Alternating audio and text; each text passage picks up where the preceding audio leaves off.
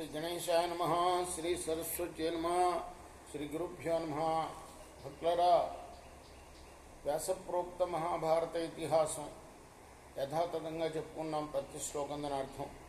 ఇందులో భాగంగా నేటి వరకు ఆది సభారణ్య విరాట ఉద్యోగ భీష్మ ద్రోణ కర్ణ శల్య సౌప్తిక స్త్రీ పర్వాలనే 11 పర్వాలు పూర్తి చేసాం.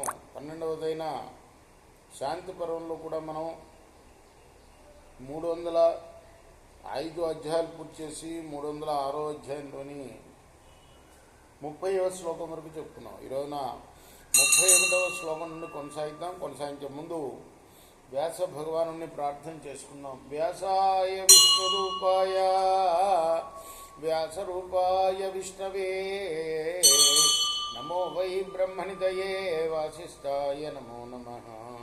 నారాయణం నమస్కృత్య నరం చైవ నరోత్తమం దేవీం సరస్వతిం వ్యాసం తతో జయముదీరయేత్. అంజనానందనం వీరం జానకీ శోకనాశనం కపీశమక్షంతారామందే లంకా భయంకరం. సదా నింబవృక్షస్య మూలాధివాసాత్ సుధాశ్రావిణం తిక్తమప్యప్రియంతం తరుం కల్పవృక్షాదికం సాధయంతం నమామీశ్వరం సద్గురుం సాయినాథం. యస్మాజ్జదభిజాయేత తత్తయిత్రైవ ప్రలీయతే లీయంతే ప్రతిలోమాని సృజ్యంతే చాంతరాత్మనా. ఏ తత్వం దేనిలో నుంచి జనిస్తే దానిలోనే అది లయం అవుతుంది. అనులోమ క్రమంతో ఆ తత్వాల ఉత్పత్తి జరుగుతుంది.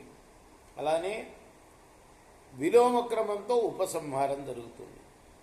వాయువులో అంటే పృథ్వీ జలంలో, జలం తేజస్సులో, తేజస్సు వాయువులో ఇలా లయం అవుతాయి. వీటిని అన్నింటినీ కూడా అంతరాత్మయే సృష్టిస్తుంది.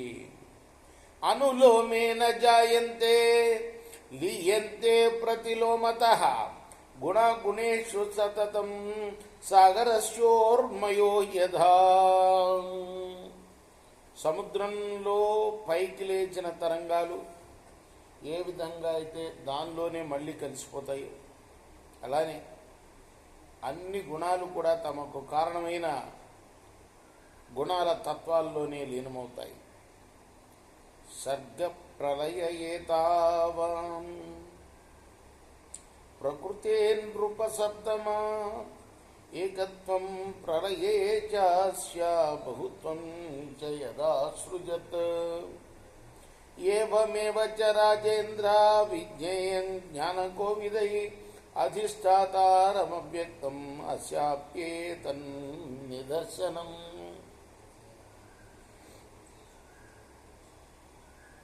ప్రకృతిలోని సృష్టి ప్రళయాలు కూడా ఇంతే. ప్రళయకాలంలో ఇది ఏకమవుతుంది. సృష్టిలో మాత్రం అనేక భేదాలు ఉంటాయి.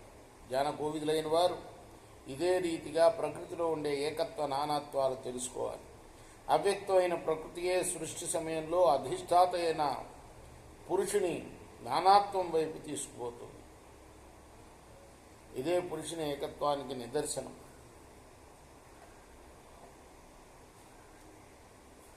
ఏకత్వం చ బహుత్వం చ ప్రకృతేరర్థతత్వవాన్ ఏకత్వం ప్రళయే చాస్య బహుత్వం చ ప్రవర్తనాత్. అర్థతత్వం బాగా తెలిసినవాడు ప్రళయకాలంలో ప్రకృతిలో ఏకత్వము, సృష్టికాలంలో అనేకత్వము ఉంటుందని అర్థం చేసుకోవాలి. ఇదే రీతిగా పురుషుడు కూడా ప్రళయ సమయంలో ఒంటరిగానే ఉంటాడు. కానీ సృష్టి సమయంలో ప్రకృతికి ప్రేరకుడు కావడం చేత ఆయన యందు నానాత్వం ఆరోపింపబడుతుంది. బహుధాత్మా ప్రకుర్వీత ప్రకృతిం ప్రసవాత్మికాం తక్షేత్రం మహానాత్మ పంచవింశో అధితిష్టతి. పరమాత్మయే ప్రసవాత్మిక సృష్టి లక్షణం గల ప్రకృతిని నానా రూపాల్లో పరిణితం చేస్తాడు. ప్రకృతిని, అందులో కలిగే వికారాలని క్షేత్రాలు అంటాడు. 24 తత్వాల కంటే భిన్నమైన 25వ తత్వమే మహత్తరమైన ఆత్మ. అది క్షేత్రంలో అధిష్టాతగా ఉంటుంది. అధిష్టాతేతి రాజేంద్ర ప్రోచ్యతే యతి సత్తమై అధిష్టానాత్ అధిష్టాత క్షేత్రాణమితి నః శృతం.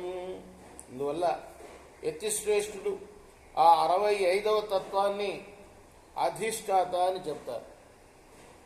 క్షేత్రాలకు అధిష్టానం అవడం చేత ఆయన అధిష్టాత అని మేము విన్నాం. క్షేత్రం జానాతి చ అవ్యక్తం. ఇక్కడ తీర్థం తీసుకో బాబు, బాబు తీర్థం ప్రసాదం తీసుకో.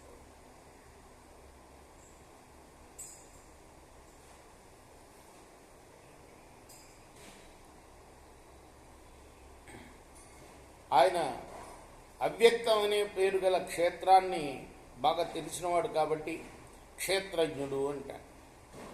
ప్రాకృత శరీరాలైన పురాల్లో అంతర్యామి రూపంగా శయనిస్తాడు కాబట్టి ఆయన్ని పురుషుడు అంటారు. అన్యదేవ చ క్షేత్రం స్యాత్ అన్యః క్షేత్రజ్ఞ ఉచ్యతే క్షేత్రమవ్యక్తమిత్యుక్తం జ్ఞాతా వై పంచవింశకః. నిజానికి క్షేత్రం వేరు, క్షేత్రజ్ఞుడు వేరు.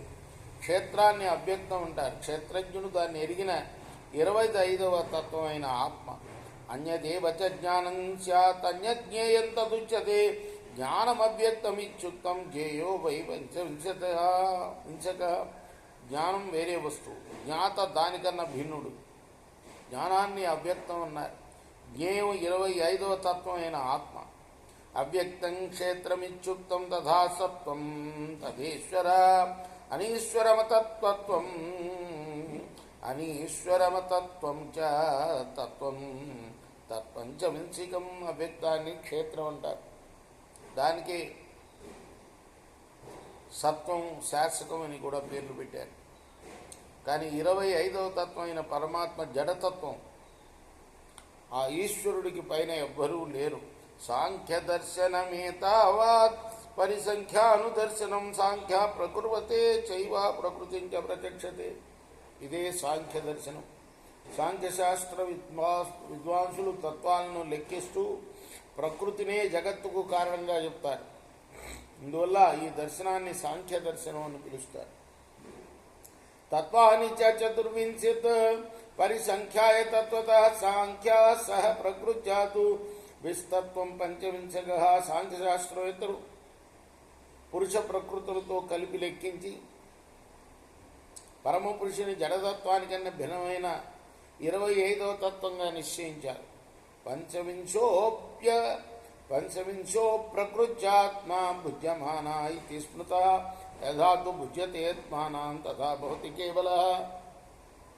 25వ తత్వం ప్రకృతి రూపం కాదు, అన్ని విధాలా దానికన్నా భిన్నమైన జ్ఞాన స్వరూపంగా చెప్తారు. ఆయన తనంత తాను ప్రకృతి కన్నా భిన్నమై నిత్యం చిన్మయం అయిన వాణ్ణిగా తెలుసుకున్నప్పుడు కేవలుడవుతాడు. అంటే తన శుద్ధమైన పరబ్రహ్మ రూపంలో ఉంటాడు. సమ్యక్ దర్శనమేతావత్ భాషితం తవ తత్వతః ఏవేమేతద్విజానంతః సామ్యతాం ప్రతియాంచ్యుత. ఈ రకంగా నేను నీకు ఈ సమ్యక్ దర్శనాన్ని ఉన్నట్లుగా చెప్పాను నాయన. దీన్ని ఈ రీతిగా తెలుసుకున్నవాడు శాంతస్వరూపమైన బ్రహ్మను పొందుతాడు అని వశిష్ఠ మహర్షి ఇదంతా కరాళ జనక మహారాజుకు చెప్తున్నాడు. సమ్యం నిదర్శనం నామ ప్రత్యక్షం ప్రకృతేస్తథా గుణతత్వాన్యథైతాని నిర్గుణోన్యస్తథా భవేత్. ప్రకృతి పురుషుల ప్రత్యక్ష దర్శనం మాత్రమే సమ్యక్ దర్శనం. గుణమయ తత్వాలైన వీటికన్నా భిన్నమైన పరమపురుష పరమాత్మ ఆయన నిర్గుణుడు. నత్వేవం వర్తమానానాం ఆవృత్తిర్విద్యతే పునః విద్యతే క్షరభావత్వాత్. అపరం పరమవ్యయం. ఈ దర్శనాన్ని అనుసరించి జ్ఞానాన్ని పొందేవారికి ఈ సంసారంలోకి పునరావృత్తి ఉండదు, మళ్ళీ జననం అంటూ ఉండదు. ఈ విధమైన జ్ఞానం పొందిన వాడికి వారు వినాశరహితమైన బ్రహ్మ భావాన్ని పొందుతారు. కాబట్టి పరాపర స్వరూపం నిర్వికారమైన పరబ్రహ్మ రూపంతో వారి స్థితి ఉంటుంది. పశ్యారైనైకమతయో